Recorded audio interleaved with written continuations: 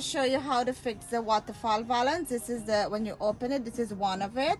So I'm gonna do 3 to show you how you interlocked it. There we go. On it, you're gonna put the first part. This is the first valance. So we're gonna interlock 3 of the waterfall valance. This is how you do it. That's one of it, one end of the valance. Then there goes the second valance. Then you bring back the first one, the second end of the first valance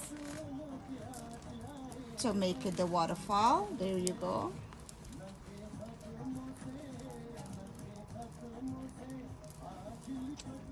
Then we put the third valance now.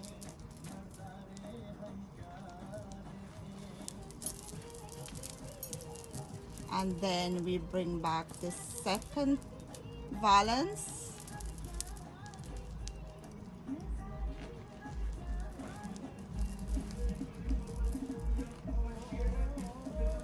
And then we bring the third valance to finish it off.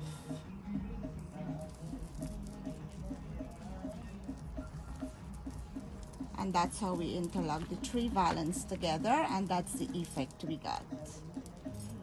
And you fix it up nice, and that's the effect. So I show you how to interlock 3 valance.